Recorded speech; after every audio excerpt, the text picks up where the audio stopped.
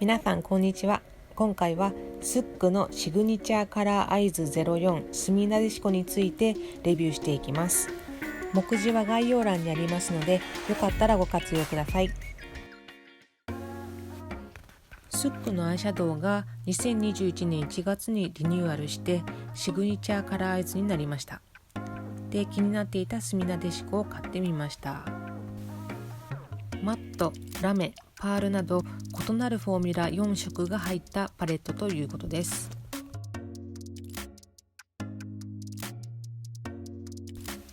では腕にスウォッチをしていきます。このカラーはメイクの仕上げにきらめきを足すものです。輝きだけを足すためにベースに色がない手法になっているそうです。多色ラメですが粒子がとても細かいのでチラチラチラっと上品に輝く感じがします。ギラギラギラじゃなくて細かくチラチラチラチラって輝く感じがスックっぽいなって思っています。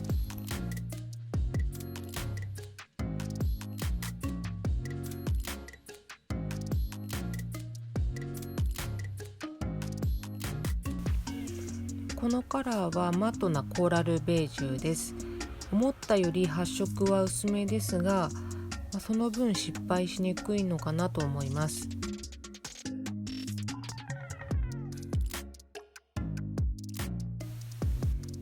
2回塗りだとこのぐらい発色しますが、それでもそんなに濃くはないかなと思います。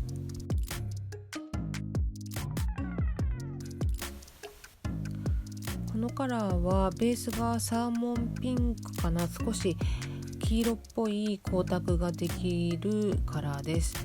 微細なラメが入っていて、こちらのカラーもチラチラチラチラ輝きがあって可愛いです。このカラーはベースがくすみバーガンディとでも言うか、渋いけど地味じゃないっていう素敵なカラーです。このパレットでは締め色ですが暗すぎないので使いやすいと思います。少し白っぽい光沢感ができるので自然と陰影ができるカラーだと思います。全色のスウォッチを見ていくとこんな感じです。角度によって色の映り方が少し違うので、いろんな角度から撮影してみました。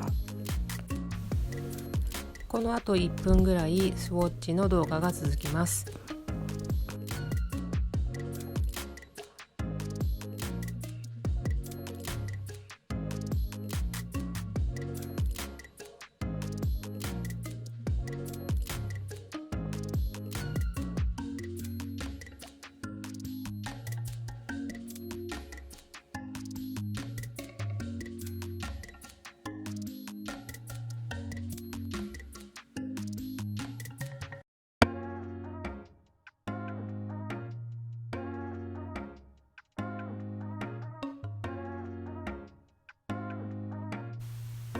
次はアイスウォッチをしていきます。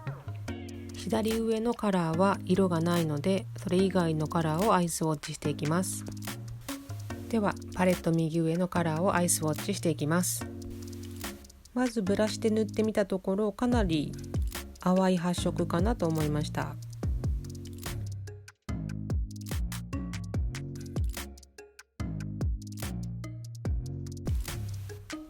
次に指で塗ってみたところ、もう少し濃く発色しました。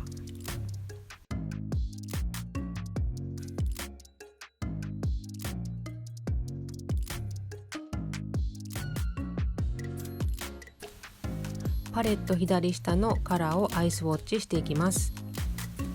ふわふわのブラシで塗るとこのぐらいの発色になりました。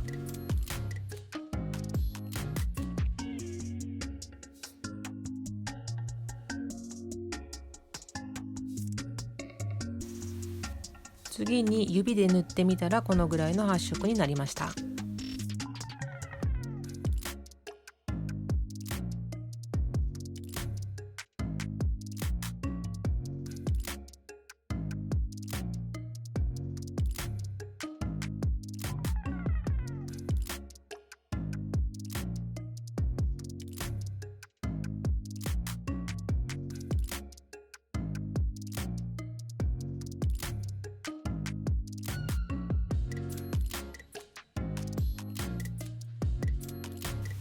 パレット右下のカラーをアイスウォッチしていきます。まずふわふわのブラシで塗ってみたところ、このぐらいの発色でした。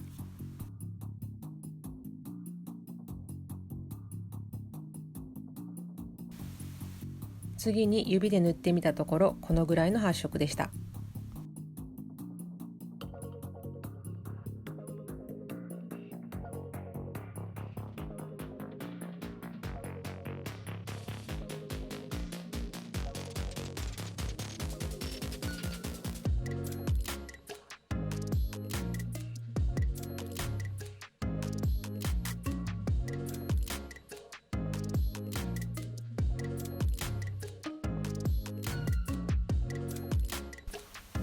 次に4色を使ってメイクをしてみました。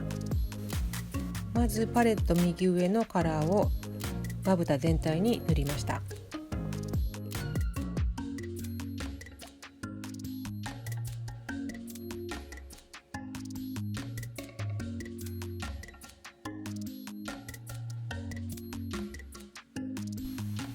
次にパレット左下のカラーをまぶたの中央にのせました。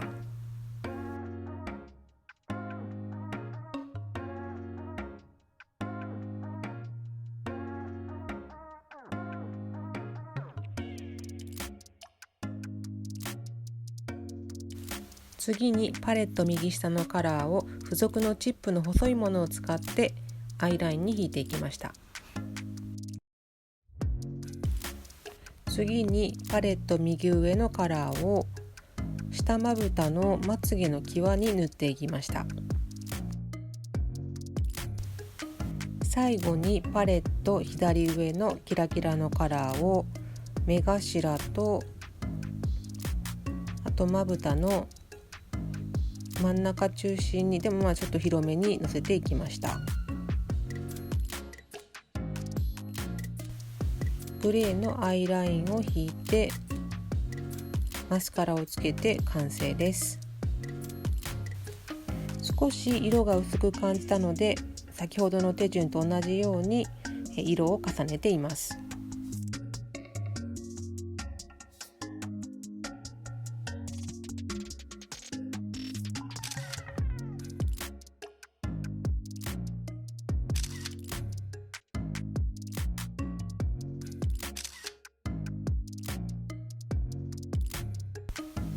スックのアイシャドウは大人な抜け感が魅力だと思いますが、濃いめにメイクしてみたらどうなるかなと思って少し濃いバージョンも撮ってみました。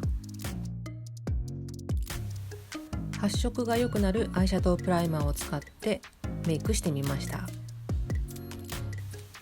パレット左下のカラーを指を使ってまぶた全体に塗ってみました。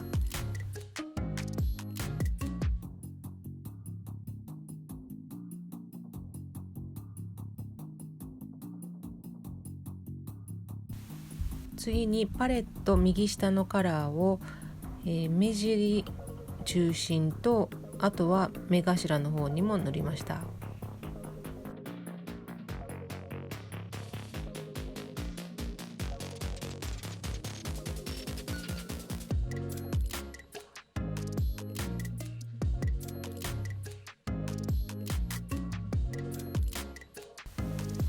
黒のペンシルアイライナーでアイラインを引きました。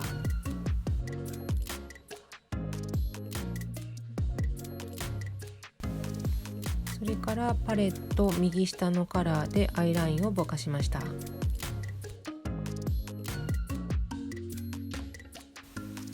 パレット左下のカラーを下まぶたのまつげの生え際に塗っていきました。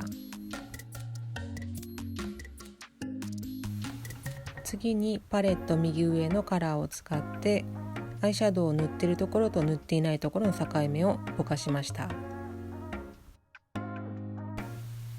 最後にパレット左上のキラキラのカラーを目頭とまぶたの中央に塗りました。グレーのアイライナーを引いてマスカラをして完成です。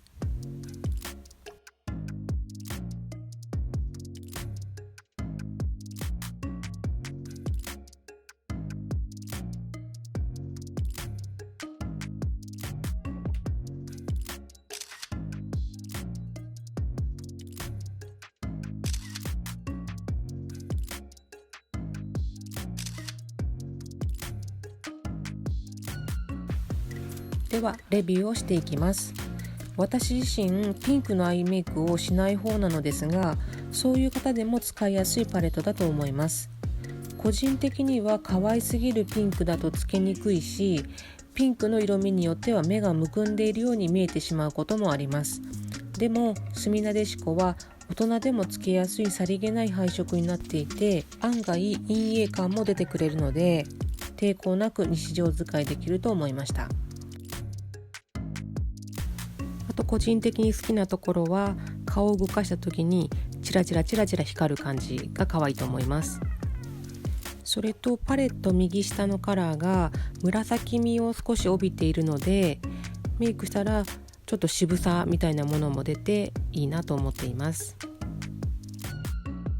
基本的にブラシだと薄付きで、指でつけると発色が良くなります。使うツールによって濃淡をつけてメイクを楽しんでいこうと思います。以上、スックのすみだでしこのレビューでした。ではまた、バイバイ。